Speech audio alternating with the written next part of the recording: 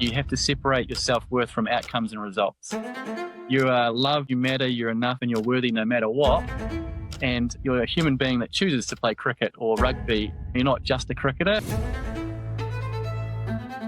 Cricket, for me, was probably that way of getting that affection from mum and dad. I'm the third most capped player of all time. I'm the association first-class leading wicket taker of all time.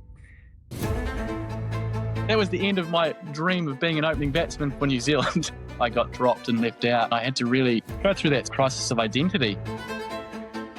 I couldn't ask for more in terms of being a part of some incredible games, part of squads, but also to have so many amazing relationships and to finish still loving the sport. We're going to fail more than we succeed in a lot of the sports, but also in life.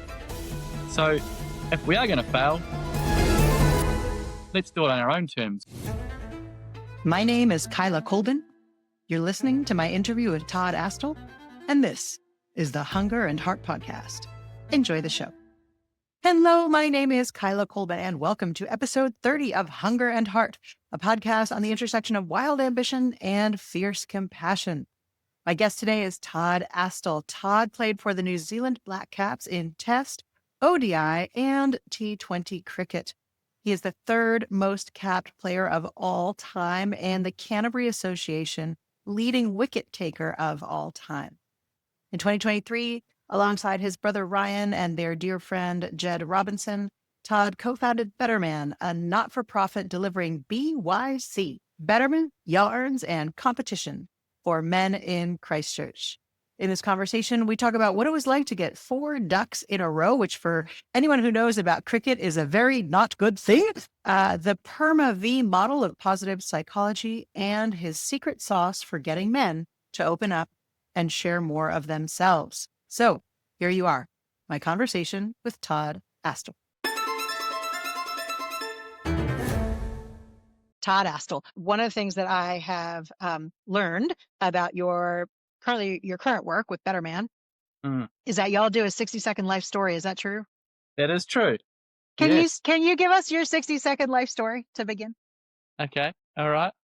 Are you wanting to time it? You ready? I do actually, personally, I don't want to time it because I'm quite happy if you go even like 3 or 4 minutes. I've practiced it a few times, so hopefully I can recall it pretty easily. But Todd Duncan Astle, born September 24th, 1980 in Palmerston North, and I grew up there till I was 12.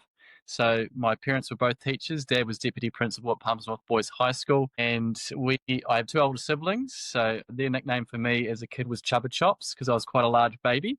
I also then had a goal when I was younger to own a lolly store. So thankfully my goal sort of evolved over the time. But moved to Christchurch here when I was 12. Dad became head of New Zealand cricket development. So all of the Kiwi cricket and Have a Go programs, he was kind of the godfather of development in cricket. I went to Christchurch Boys High School and vividly remember passing out in year 10 sexual health. It all got a little bit too much for me. I'm proud to say that I played underage cricket from Canterbury under fins all the way to the men's team. I'm the third most capped player of all time, I believe.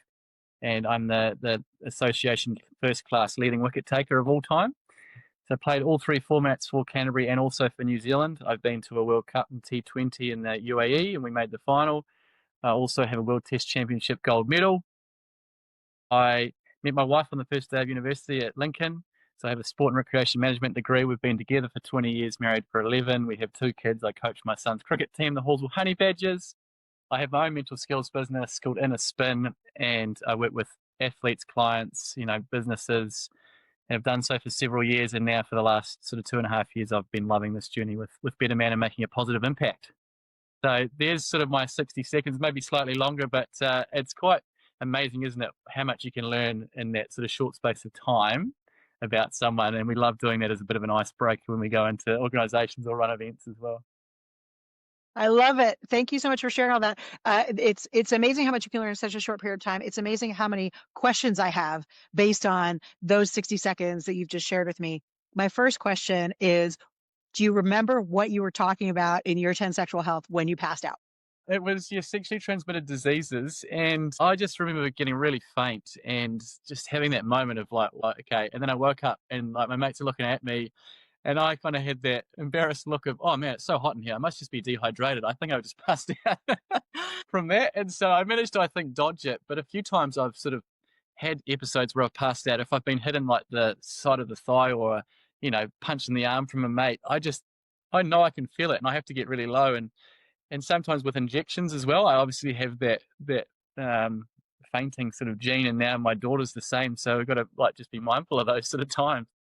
Can I tell you, I have the same thing. It's the vasovagal reflex. Mm.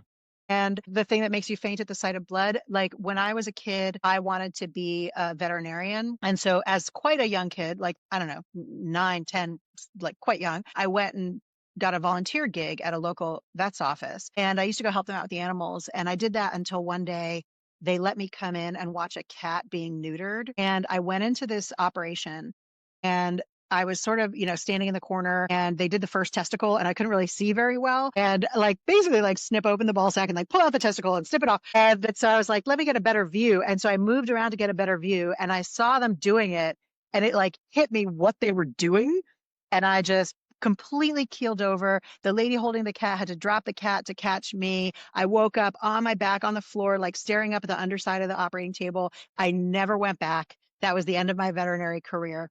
And it's happened, multiple times since. I had to learn it the hard way. And I'm curious about this for you because I know for me, like I envision myself, I have a self-identity that's around being, capable and reliable and on top of things and someone you can count on in a crisis. And this particular aspect of me is something that is so at odds with that self-identity that I've really just had to come to grips with and be like I got blood drawn this morning, just like a routine thing. And I go in there and I'm like, I'm just going to stare at the wall and pretend like this isn't happening. Because if I pay attention to it, I might, something ugly might happen. Yeah, and you can't do anything about it, right? That's the scary thing, is you just feel it coming on. And so I just know those triggers that I've just got to get low and almost in the old fetal position. But yeah, Yes. it is a hard one, especially for guys, because that's probably the biggest perception, right? Is that you don't want to appear weak and that you can do these things. And I remember getting 4 injections before I went on my first overseas big trip for New Zealand under-19s. It was a World Cup in Sri Lanka. The first 3 I was fine. On the 4th, I felt it, and then yeah, don't remember the last one. And it's obviously just there now, and something that's just part of me and my DNA. Yes. Yeah. Something that you just have to accept. I'm curious about this with the, you don't want to feel weak. And I'm interested, like, I want to dig a little bit more into your story. I know you gave me the 60 seconds thing. But I'm curious about your dad. Can you tell me a little bit about your dad? Is he still with us, first of all? He is, yes, and he's been What's he like? yeah, he's been the biggest influence growing up and being, that deputy principal at an all boys school. I loved growing up in Palmerston North because it was such a one degree of separation. You knew everybody. I loved growing up with just almost friends, close by and going to all those different school events. And I think I was talking to someone recently, it made me more personable because I'm always listening and interacting, and Dad just was always the, I guess, storyteller. He could always, hold a room, and he has the most amazing memory of being able to recall people and their details, and that's what I really admire about him, and actually his father as well. They just had that incredible knowledge of people, and it was just that extra care. Dad's arm has probably fallen off from the amount of throwdowns he's given me in cricket over the years. He was coach, he helped out, and Mum as well. I've got to mention her because of all of the, driving to cricket trainings and washing the whites and trying to feed up a growing boy. So yeah, they've been really influential, and now it's pretty special seeing them as grandparents, and now having my own son and nephew in the cricket team I coach, and my sister's just had a wee boy too. So it's really special seeing that them in a different mold. Whereas when you're younger, you really look up to your parents, and now you're in that middle generation where they're getting older, and then there's also the grandkids for them too. It's really unique. What was he like in terms of his level of like ambition and competitiveness? And I ask this because, I did some research prior to this conversation and I heard you describe your relationship with your brother. I heard some stories about maybe like your own competitiveness. And I'm curious about how that dynamic played out for you and how that dynamic played out with your dad. Yeah, well, Dad played cricket to a high level as well. Not quite first class. Well, one first class game, but New Zealand universities, and he was player coach with Pummy Boys for a long time. And he was a fierce competitor. He was a fast bowler, and he had a couple of nicknames. One was Hate, and one was Grizz. And so you can kind of sense that he was a very much white line fever, get over the line, and he would really play the game hard. And even Can when I he just played, ask? Sorry, yeah, I'm so sorry to interrupt. It's useful for you to know, I think, that my ignorance of cricket is nearly immeasurable. It knows no bounds. And so what is white line fever? So literally, you turn into someone different when you get over that line, and they're over that boundary line, and you're out there competing. And Dad, when he had a ball in his hand, never wanted to kind of have it out of his hand. And so, yeah, I guess that influence. He was always, you're pushing yourself as hard as you can and competing, and maybe that's an attribute. And we'll get to BetterMan shortly, but we have every Friday morning 16 BetterMan. It's a workout, a HIIT workout with a group of guys here in Hallsville, and we pose a question at the start of each of the sessions, and literally the one today was, what influence did your parents have on you growing up? And so, yeah, it's funny, isn't it? Because I think that being that school teacher and sort of hard-nosed, it was always never enough. You're always trying to prove your worth and that love. And so cricket for me was probably that way of getting that affection from mum and dad, but it was always like, okay, well, how can I keep getting better, and how can I keep feeling like I'm worthy? So there's probably something to unpack in that, and there's the good and there's the bad, but it's certainly helped me in my own cricket. Like I again was a strong competitor, and I was a spin bowler, so a slower bowler, but I had probably that fast bowler's, quite competitive mindset at times, and I look back and I'm very proud of the way that I was able to play a long career and 18 years involved. But yeah, sure, there's probably times there where maybe I pushed it a bit too far with some umpires and some teammates and things and opposition. But most of the time it came from a place of wanting to do well for the team, support the cause. Yeah, awesome. I'm curious about this. So one of the things that I am obsessed with is the intersection of ambition for high performance, like competitiveness, hunger, that commitment to I want to get better, et cetera. And then what I just heard you talk about, which is this intersection of how that relates to our sense of self-worth. And the thing that I'm obsessively curious about is whether how we can combine being wildly ambitious with also a total radical acceptance of who we are in this moment. We might be fast forwarding to the Better Man conversation, but do you have any thoughts on that?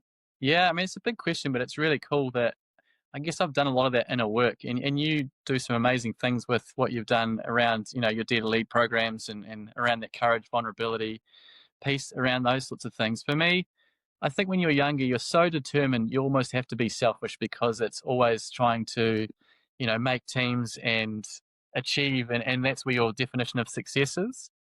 And then when you get a bit older and you have kids and married, etc., it becomes more of that we mentality rather than just me. And that's where I think certainly becoming a father, and then, my mental skills business, and now with Better Man, it's knowing that you can still have that ambition, and of course you want to do well and have that drive, but it's also through that compassion and empathy, not only for others, but more so myself. I think I've come to learn a lot more about me and my beliefs and challenge some of those. And that's where I think it's kind of that superpower, that vulnerability. I love victory goes to the vulnerable. So I'm able to role model it and showcase it and bring others along for the ride. And I think that's what, now with Better Man and this charity with my brother and another good friend, Ged Robinson, that's what we're loving seeing.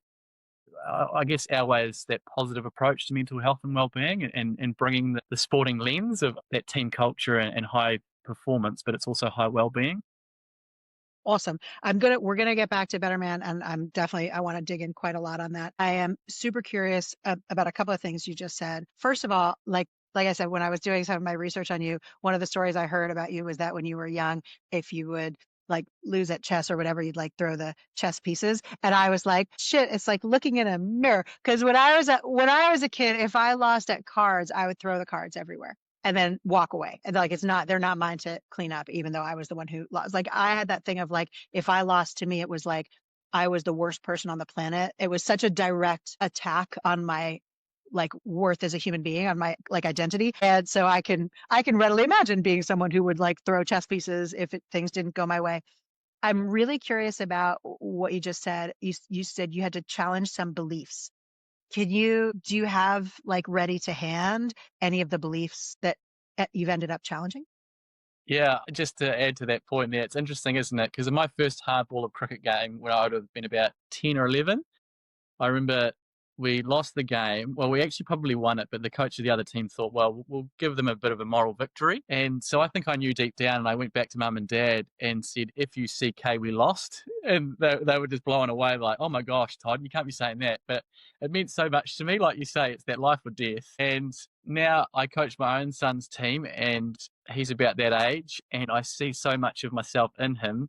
And I'm trying to, teach those qualities about being a team player and, kindness and effort, etc. But so much of it, I'm just having to bite my tongue going, well, I'm saying these things, but I know deep down that's me when I was that age.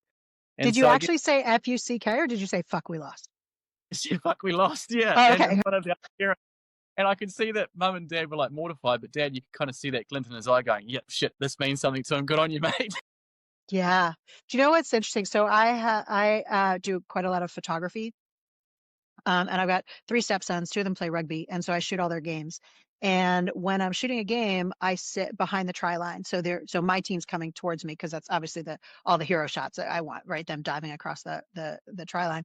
Yeah. And because of where I sit, I end up with this kind of unique position in that I get to listen to team after team's internal conversations immediately after getting scored on. Because of course they have to gather under the posts, while our team's trying to nail the conversion. And it is so fascinating to me. So my middle boy is 15, the youngest is 12. So fascinating to me how quickly teams will completely fall apart immediately after getting scored on. And they'll start cursing at each other. They'll, be talking over each other. Like I can hear the stress levels. And it's something so amazing to me because I don't know that the coaches hear that.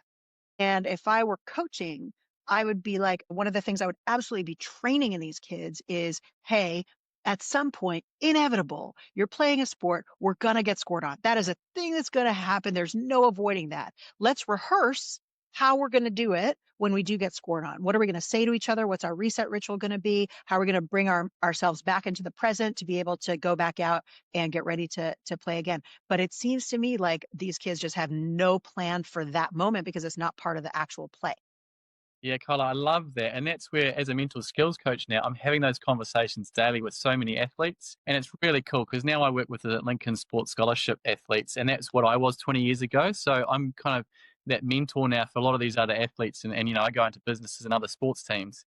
And so you sort of talked about those beliefs that I've challenged. I guess I'm doing that on the daily, right? I'm saying those things that when I was younger, success to me was making runs, scoring runs, taking wickets and winning and making teams. Whereas now I say to people, success is something you have to choose to do, right? And you have to separate your self-worth from outcomes and results.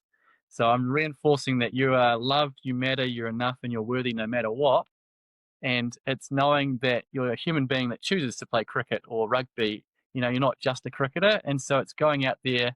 And again, it is, that relentless pursuit of getting better at your skills.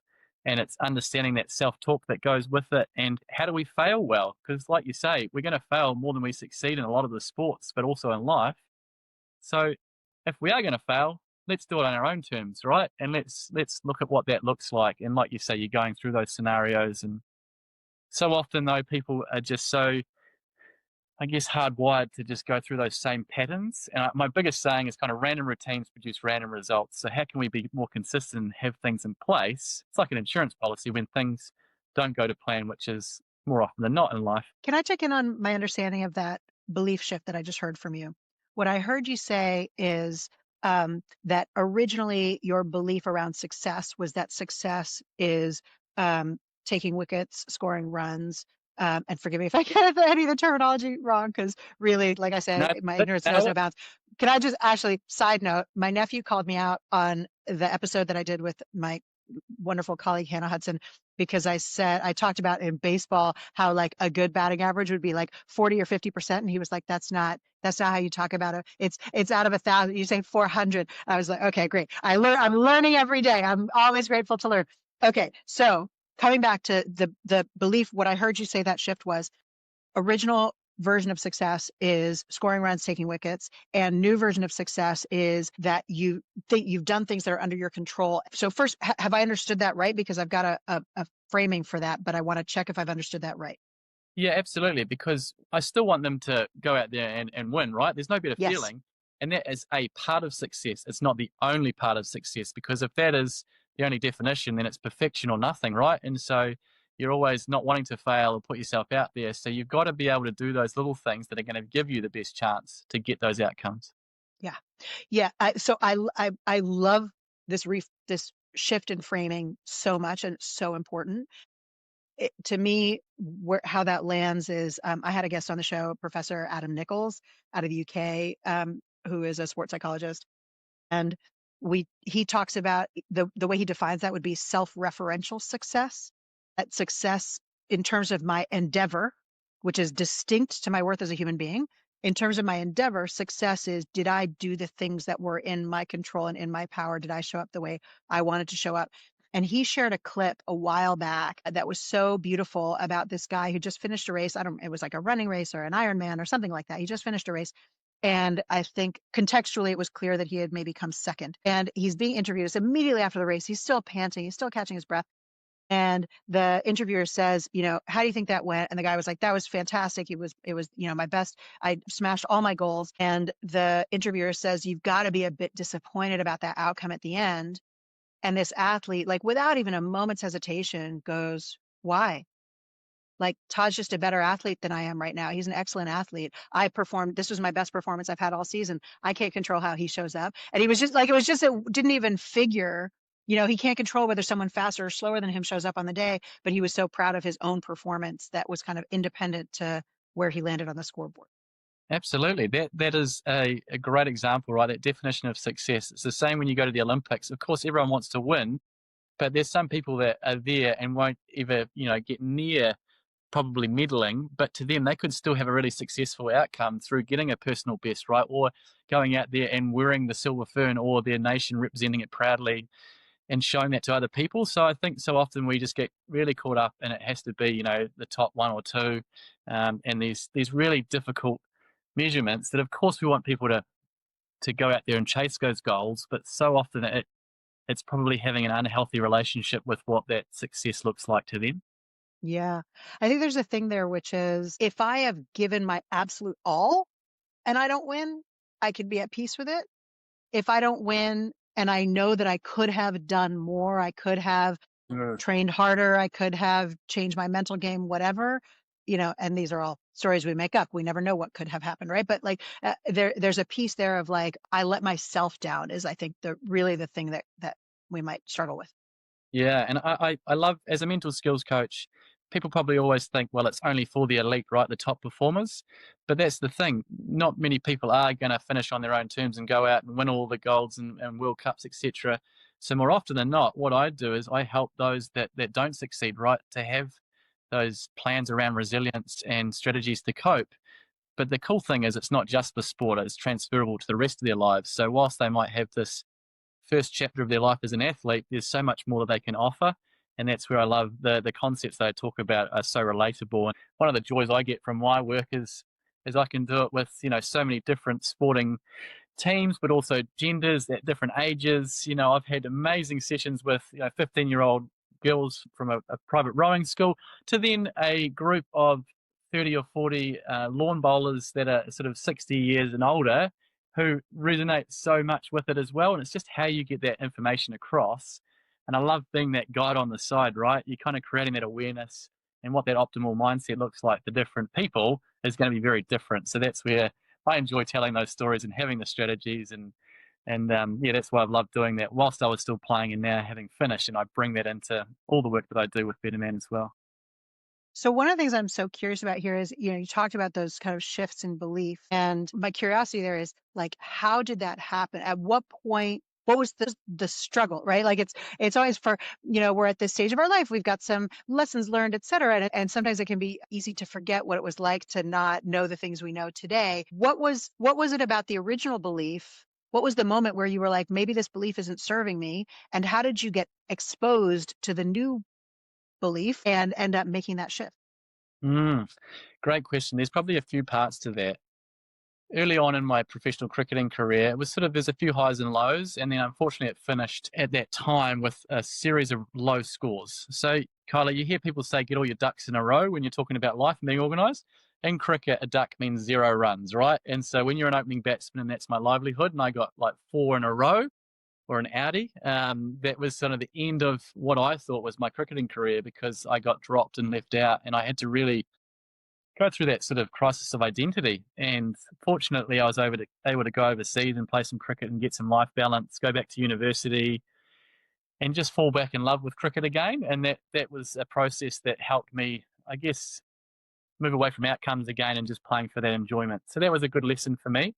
I don't want to gloss over this. Hold on a second. Let's come back to it. So first of all, side note, is this a new bit of trivia that I'm learning? When we say get all our ducks in a row, is that a reference to cricket? No, it's not. It's usually just about people being organized, right, and getting their things Gotcha. sorted. Whereas But in cricket, your case, it's a bad thing. you don't want ducks in cricket, right? We don't want And ducks at all. especially if you get them in a row. I got like 5 and 6 innings, and my 6th innings was 1 run. So you wanted to get as many runs as you can, right? So Yeah.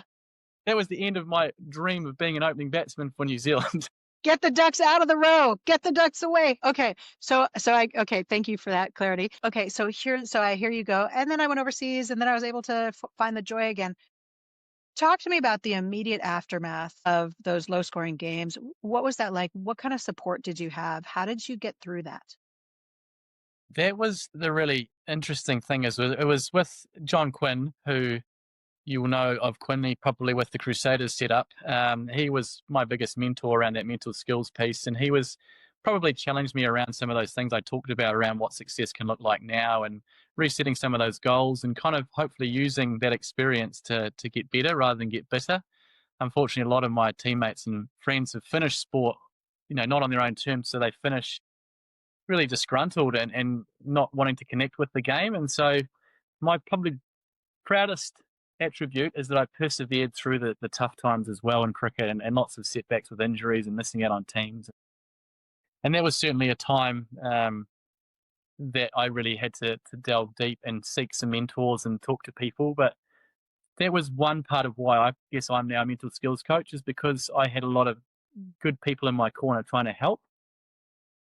Undoubtedly, the toughest period of my sporting career, but also life, was losing a really close friend in the Christchurch earthquakes in 2011. The Reese had just started work at the CTV building. Well, he was for CTV, and it was just incredibly hard to fathom that he had been living with us for the last 18 months. My girlfriend and I, now my wife, and they just got engaged. He had, and asked us to be in their wedding party. So it was really just a crazy time to try and fathom all of what was happening. And for the next several months after that, I really just was in my head around what might happen in the future and what had happened in the past. And I think a healing process part of that was actually going back to cricket a few weeks later after the earthquakes and talking about Reese and how he was such an amazing person. And if I can turn out half the man he was, then I would have lived a really good life. And so that's why I'm really stoked that what I'm doing now, he will be super pumped and proud of what I did in cricket. But now what I'm doing, he will just be really looking down, chuffed that we're sort of making that positive impact. So that was a tough period of time. And I actually went and saw a different mental skills coach, because I wanted someone that I could go and just almost spew it out to them and deal with it. Personally, being a sports person, I didn't really contemplate a clinical psych or a counsellor. It was more just because I was in the sporting world. And I found that process really good, because I could, talk through things, and he got me literally writing down in a little 1B5 what was I doing in the day, and then reviewing at the end of the day. And if I'd stuck to it, I'd give myself a sticker. So like you do in handwriting when you're a young kid, and at the end of a week, you kind of see the things you were doing and maybe what you weren't, and a recipe of almost accountability. So I wasn't just thinking so much or in my own head. And I think that was another catalyst, working with him to become this mental skills coach now and dealing with loss of Reese and the earthquakes. But it's also maybe trying to do right by him and help others through that. And so the last part of my career, I really loved the nickname I got given was the Todd Father, because it's almost that sort of senior mentor player that looks after people. And I've gone through some highs and lows, and now trying to help and give back to people. And that's where I guess now flowing on to the inner spin mental skills work that I do in BetterMan, and also being a dad to 2 young kids. And I just love that whole, I guess, reflection on where I've got to from where I started out. is pretty unique. When was the time that you had the low scoring? That was around 2008, and then Earthquakes was 2011.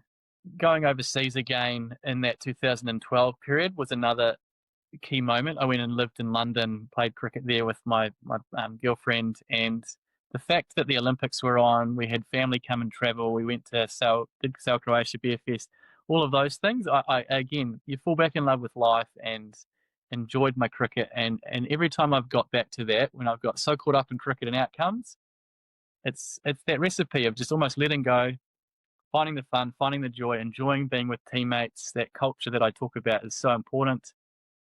That then had the outflow in terms of outcomes and wickets, and that's when I became more of a leg spinning bowling all rounder. Was that 2012 moment and onwards after then, because of just a few little shifts in my beliefs and in my technique. And then I'm now Canterbury's highest wicket taker in first class cricket, something I never would have dreamed of as a young kid, where I was always the sort of leading batsman. Is it so? What I'm hearing you say, and this is something that's come through from others as well, particularly in a sporting endeavor, there's a piece there where being able to embrace joy with it frees you to express yourself physically in a way that may end up driving the outcomes that maybe you're after when you're taking it much more seriously. And not to say that the joy bit is not taking it seriously, but when it's like everything must be serious and like not happy versus I'm going to take it really seriously and I'm going to take the joy of it just as seriously. There's a piece there that you can achieve some outcomes that you might not be able to achieve when you're like tight, and when your seriousness is reflected through stress rather than your seriousness being reflected through commitment. Is that resonate, or have I No, misunderstood? it does definitely, and I feel that even as you say that, because when I was younger, yeah, it was life or death, and I'd get angry as a bowler. Right, that was my only outlet. I felt like that's, as a guy, you could do that, but it wasn't who I wanted to be. And so by the end of my career, yeah, I still might get disappointed occasionally, but it came from almost wanting to give back and be that senior player. And I just loved my cricket at the back half. Like the last few years, it was sort of during and post COVID too. And so it was having kids, and then every time you got to go and play and represent Canterbury or New Zealand, whether it was one over or 50, it was, I'm going to go out there and I'm going to still be nervous, and I'm going to have my doubts and worries like I always have, but I've got my routines and I want to go and represent myself, my family, and all those that have helped me along the way to the best of my ability. And more often than not, when I had that attitude, I did really well. And so, whilst I may not have had all the opportunities that others potentially in that New Zealand setup at times, I couldn't ask for more in terms of being a part of some incredible games, part of squads, but also to have so many amazing relationships and to finish still loving the sport and still, with those people that I said earlier on that unfortunately finished bitter and upset at the game, I can now still hopefully, yeah, contribute back to it as well. And now obviously coaching my son, and yeah, there's all those little links that I'm so thankful for cricket, and that I can continue being a fan of the game. Can I just say, don't think that it escaped me, the name of your son's team, the Honey Badgers. What a fantastic team name. And of course, there's that terrific viral YouTube video from a million years ago about honey badgers not caring. Yeah, I just have a mental picture of like your son's team just like absolutely feral, like doing whatever it is that they need to do in order to win. I love it. I'm curious. I hear you talking about recovering the enjoyment of the game. I hear you talk about gratitude. I hear you talk about joy. And I know that you and your brother Ryan and Ged all have trained in positive psychology. Can you tell me about that? What was your training like? What did you learn? Where did you get to with that? Yeah, well, I guess at the end of my career, it was the hardest thing was actually leaving the WhatsApp group. When you have that, that last tether of all of the inside jokes and being a part of a team, that's so hard when you get told, right, Todd Astle has been removed from the group. And especially when it's been like a family for so long. And I guess Ryan and I and Jed, we've always sort of been those culture guys in teams and leading social committees, and Jed and I from a sporting perspective, but Ryan also as different work organisations. And so we kind of threw around ideas of what would it look like for us to run events essentially where we bring people along for lots of fun, and guys in particular, and then layer in some more of the well-being and sort of, positive psychology principles. And so, yeah, we've been doing it now for a couple of years and run some amazing events with different people that have helped out. But we also wanted to keep upskilling, and Ged was the first to do the positive psychology diploma through Langley Institute, and he kind of encouraged us to do that, so Ron and I, and we did that a couple of years ago and completed it at the start of this year. And it's just so great to get that framework of the principles that may be a different way of appealing perhaps to men that are a bit stoic, and it's sort of a hard sell of talking about sort of well-being and mental health perhaps. Our events all have an element of BYC. So for those in New Zealand and Australia, you would know that BYC often means backyard cricket. But in this instance, it's betterment. So it's that leaning into learning and growing. There's yarns. So there's always those conversations and opening up. But there's also that competition. And that's where we've come from, a place of competing in sport. And so our events often sort of tie those in, and it brings people in. We have a lot of fun and interaction, but then you're opening up that sort of space to build in more.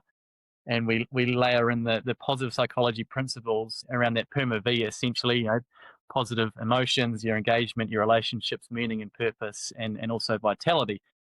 So that's what we're loving. That's kind of our play, is that we want to play in the lane around a positive approach to well-being and mental health. Awesome. I want to dig into these, and I've heard you describe the events and BYC. We're going to come back to that. Can you say that PERMA-V again? Say that one again. So Martin Seligman, he's known as kind of the godfather of positive psychology. They use the PERMA-V model, or mainly just PERMA, but the P stands for positive emotions. The E is engagement. R is for relationships, which is the most important, is for meaning and purpose. And then A is achievements, kind of like those goals. And then often there is a V at the end, which is vitality. So that's your eat, sleep, move often in that area as well. So it's a really good framework. And we often now run corporate workshops and presentations, kind of using some of those acronyms, but ours is called the Better Self Blueprint. And so we take snippets from all of those, as well as the fun and games that we have from sport, and we tell some of our stories. And that's what we're loving doing, is challenging some of these traditional norms and being positive disruptors. And I think that's in being probably men in a well-being industry where it's predominantly females. Maybe that's where we can add a little bit of something different as well.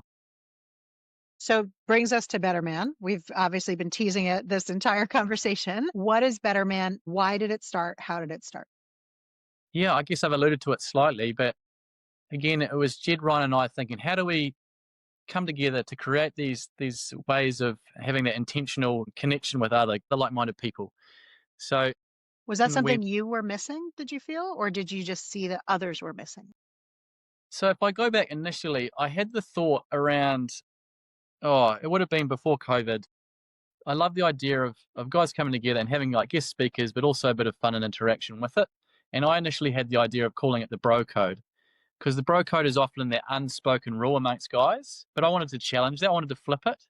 But the bro code also has some negative connotations around that sort of bros before hoes, which is never where we were coming from. So we wanted to sort of change that. And it wasn't until Lads Without Labels is a group here in Canterbury and Christchurch at Canterbury University, and they are doing some amazing things. And we met with a couple of them, and I spoke at one of their events, and it was me and Kieran Read and Ish Sodhi and Fletcher Newell, and it was really cool just to sort of see us talking and opening up, how that made an impact. And on the back of that, Ged, Ryan, and I were like, right, I think we've got to dust off this sort of bro code. And when we tried different names, and BetterMan really resonated with us. Everyone's talks about wanting to be better. It's that kind of striving.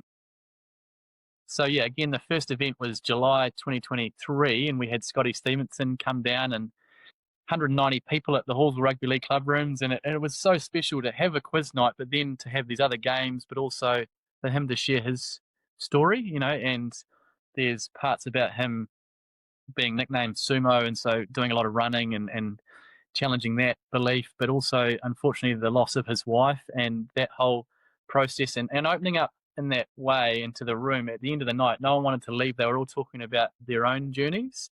And we kind of thought we're onto something special here. And sort of following that, we've had better half date nights where you look after your significant other, and we've done a couple of those. We've run athlete transition courses. We've played a T20 charity cricket game at Hagley Oval under lights against Movember. We run workshops in schools, which is positive psychology alongside of the Crusaders and Crusade with Heart charity. So we're doing all these amazing things and loving that it's got so many different options. And like I say, that Better Self Blueprint is also now an offering that we go in and deliver to corporate workplaces and take the elements of that PERMA-V. And so that's sort of on our website that people can kind of see that we can deliver in so many different options and ways. That piece of Scotty shares his story, and then people are sharing their own journeys. Mm. What is it about the environment that you have created, do you think, that gives men in particular permission to share in a way that they don't typically share? I guess we're meeting them at those times and places that resonate with them. So they have come along with a group of their mates.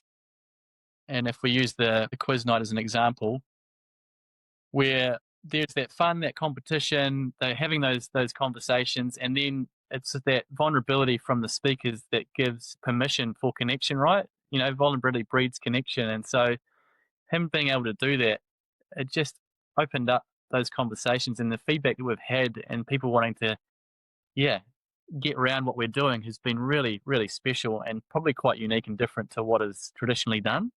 And then Matt Heath was a guest speaker last year. And then this year we've got our quiz night up in Auckland at the end of November. We've got Steve and Seamus from the Between Two Beers podcast, who have an amazing following. And probably a lot of the following is in that BetterMan maybe demographic. And so it's nice that, again, they'll role model it and showcase it and advocate for what we're doing. And it's just trying to get that awareness and eyes on, and having those, people always talk about, right, you've got to find people to have conversations and talk with, but you sometimes need to have those intentional events or opportunities and environments to do so. And that's where we're wanting to try and play in that lane. What I'm hearing you say, like there's a belief that I carry, which is that almost everything we do is an excuse for something. And what I mean by that is, like, we play sport. It's just an excuse. It's an excuse to move our bodies and connect and express ourselves. We go to work. It's an excuse to have meaning and to fill our days and to, like, there's so much of what we do that's like an excuse. And I remember a dear, very wise friend slash mentor of mine. He was at my house one day, and I told him about this study that I had just read that was that people with cats who have cats live longer. And he said, do you have a cat? Yeah. Yeah. Well, his reply was, it's not the cat, it's the relating.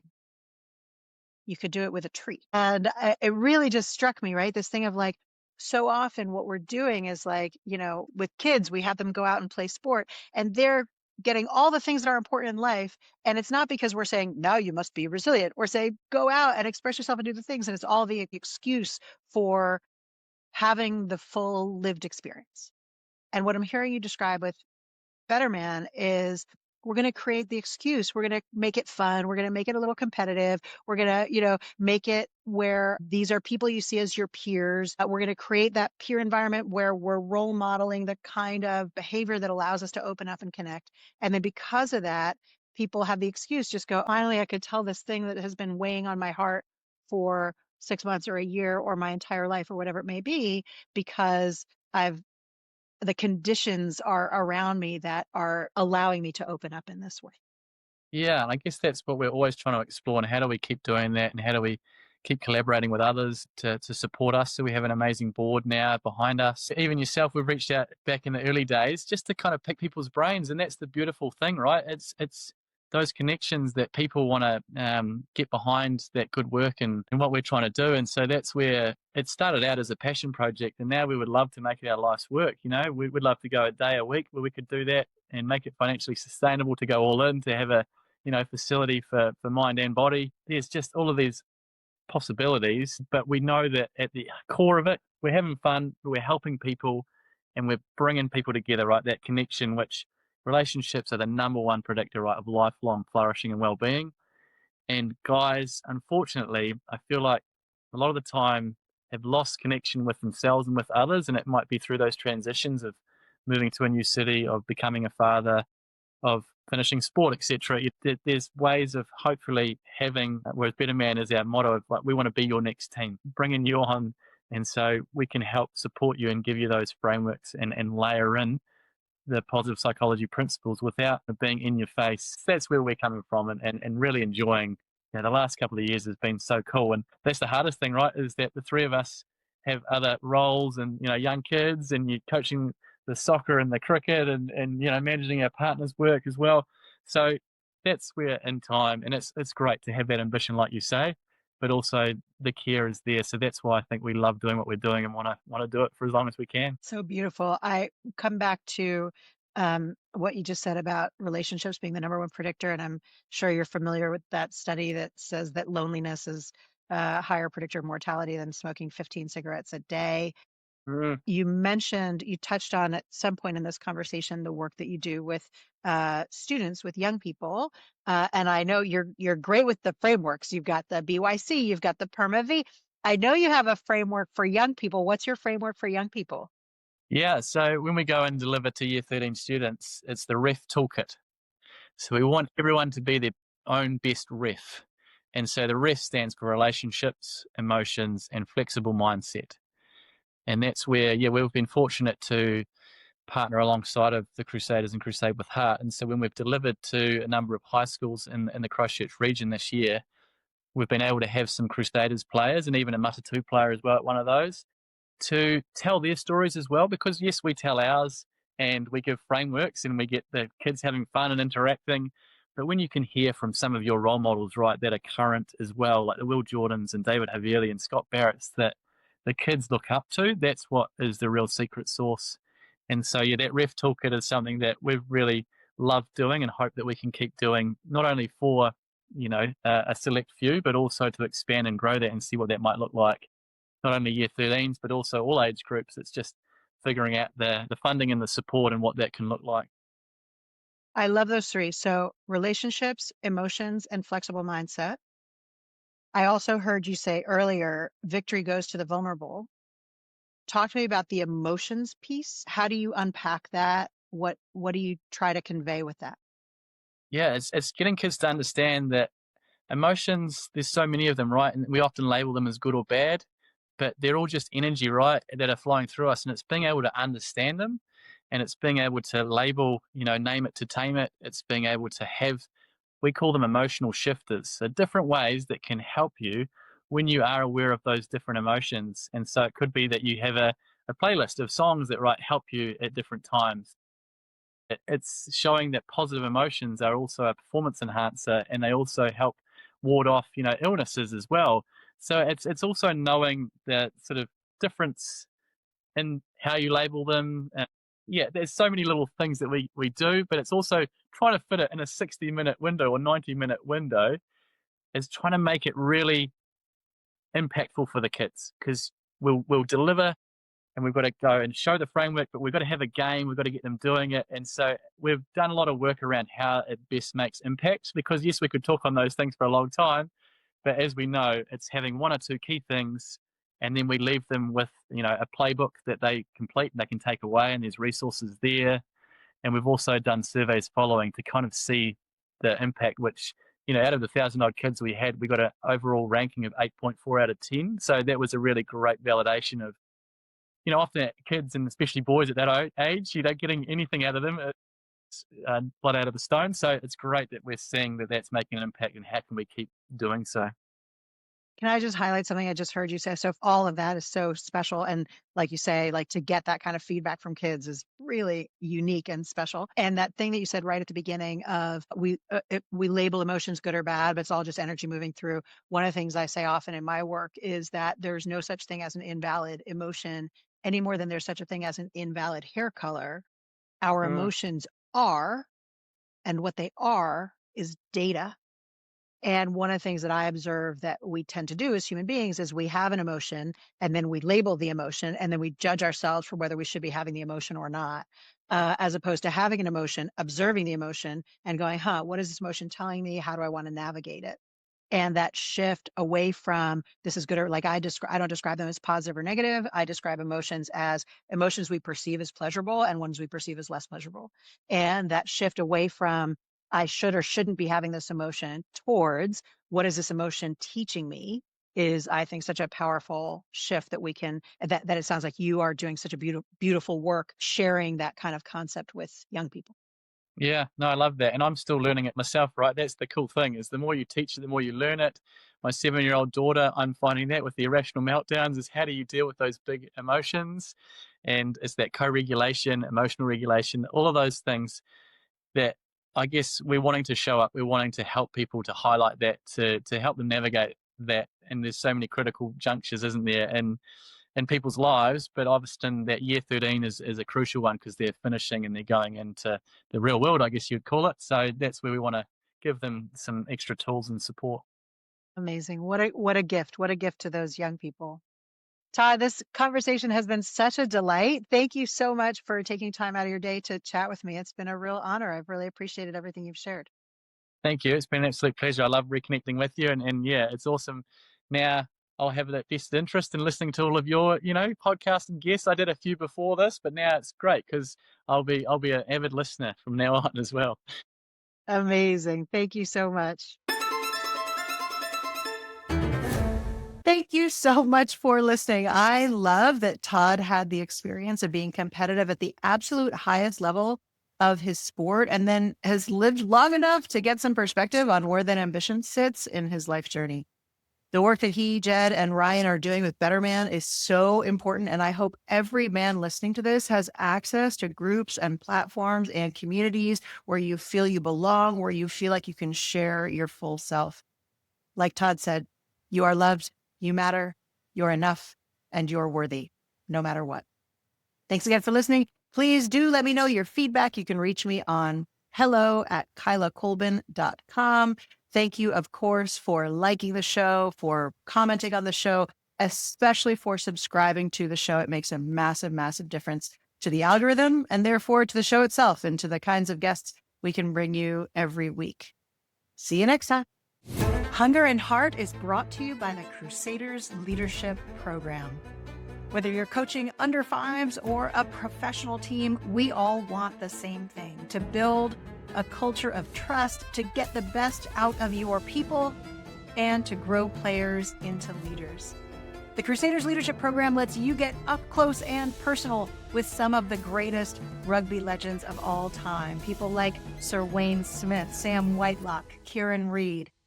You'll connect with a global group of ambitious, caring coaches from a range of codes and backgrounds. And most importantly, you'll gain skills and techniques to drive impact and outcomes for your team. The Crusaders Leadership Program is a 2-week, high-intensity virtual experience. It is delivered exclusively online, accessible from anywhere. Hunger and Heart listeners get 10% off the full price of the program. Use the code HUNGER at checkout. You can find out more about the Crusaders Leadership Program at crusadersleadership.com. That's crusadersleadership.com. Hunger and Heart is created by BOMA and the entire BOMA team, including Tito Bernal, Ray Jangle, Hannah Hudson, Johanna Coxon, Sunil Unka, and me, Kyla Kolbin. Thanks for listening.